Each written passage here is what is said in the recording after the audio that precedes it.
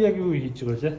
За энэ хүү бие даалтын ажиллаар болохоор 380 хөдөлгөөрөг ашиглан хөрвөлтийн системийг хийсэн байгаа. За энэ хөрвөлтийн систем нь ерөнхий зарчим нь болохоор 50 градусаас орчин температур 50 градусаас дээшлэх. Одоо энэ шингэний температур тийм үү? Орчин температур шингэний температураар орлуулсан байна. За 50 градусаас дээшлэх үед 380 хөдөлгөөр ажиллаад хөрвөлт хийж эхэлнэ.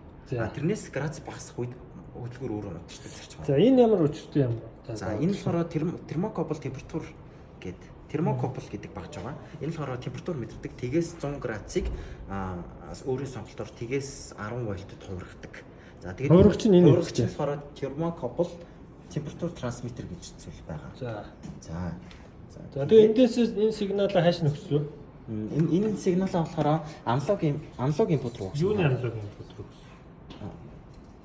Юу лээ?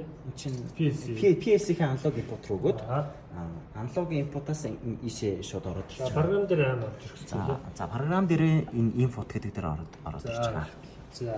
За одоо орж ирж байгаа юм шүү дээ тий. За одоо нэг ажилуулаа өсч тий. Тэгээд за нандин ажил. За нандин эрдэнэ нэг одоо халуун усанд үрэх юм байна. За шууд үрэл манай хөдөлгөөр эргээд эхэллээ тий. Одоо энэ хөрж дуусах юм шиг нааш хийж юм. За ингээ хөдөн болчоор манай шууд залах юм тий. За халуун ус руу хийгээд ажиллаулдаа тэр нэг програм дээр юу болж байгааг харж тий. За одоо програм дээр хэд зааж байгааг нэ? Одоо температур 40-ыг зааж байна. За 40 градус. За одоо халаа. За тэгнэ. За шууд 50-аас дээш 63 градус дээр залгаж чинь тий. За бид даалтын ажиллаар явуулсан байна. За бас.